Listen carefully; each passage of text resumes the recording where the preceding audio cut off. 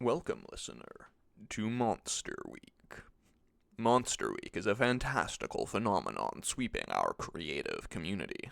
A time to celebrate the Fae. Fae are strange creatures, playful perhaps, mischievous almost certainly, and dangerous if you ask anybody who has ever met one. Our good friend Curator Thomas has brought us his work translating manuscripts from a strange, otherwise unattested town in Germany circa the turn of the 10th century. These documents describe something far more malevolent, far more dangerous, and far bloodier than the Fae of our modern stories. These documents, written by a local bishop, describe a strange type of creature known as a redcap that seems to have plagued a small town in the bishop's parish. There are other accounts, more tales than truth to be clear, about redcap fairies across history, but these ones described by the Bishop Paul seem to have a particular bite to them. Before we get into his strange tales, however, let us discuss another story that has survived to our modern day, the tale of Robin Redcap at Hermitage Castle. In this story, a version of which can be found in the work of the illustrious Catherine Briggs in her Encyclopedia of Fairies, Robin is described as a short, thick-set old elf, with long, prominent teeth, skinny fingers armed with talons like eagles, large eyes of a fiery red color, grizzly hair streaming down his shoulders, iron boots, a pike staff in his left hand, and a red cap on his head. When travelers take refuge in his lair, he flings huge stones at them, and if he kills them, he soaks his cap in their blood, giving it a crimson hue. He is unaffected by human strength, but can be driven away by words of the scripture, or by brandishing a crucifix, which can cause him to utter a dismal yell and vanish in flames, leaving behind a large tooth. This is quite the dramatic retelling of such a creature's presence, complete with the total weakness to the presence of scripture, which would be at the very least culturally convenient. In the minds of our community's creators, however, another version exists.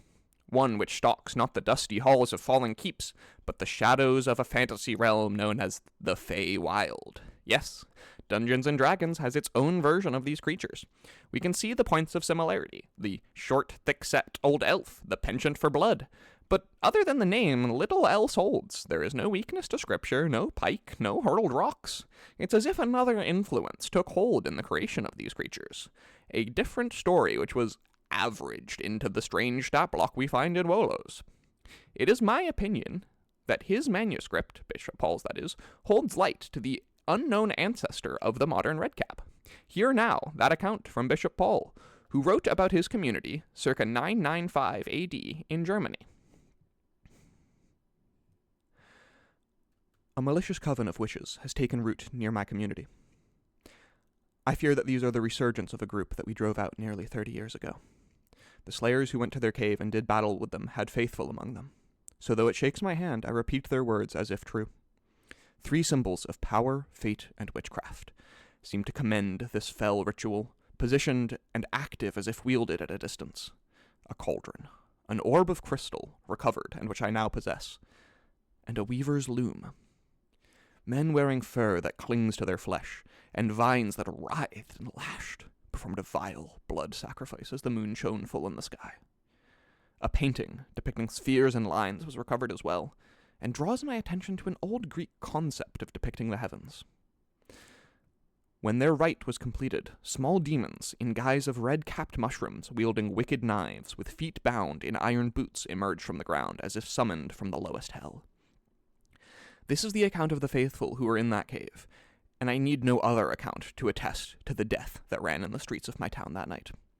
I will not bloody these pages with such deeds. I only pray that we are able to strike at the heart of this curse before we are blood dry.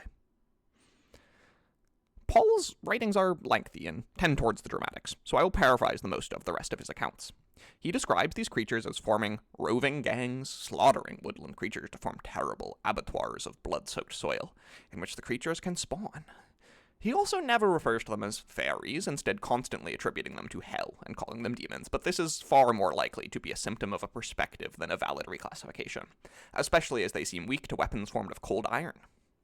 There are multiple depictions of battle with these creatures, describing their primary weakness to fire, uncanny speed, and tactics of slowly bleeding out an enemy through countless slashes of their small curved blades.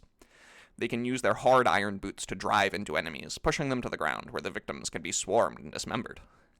and if left to expand their cruel, bleeding grounds, they can multiply in number, swarming to possess an entire region.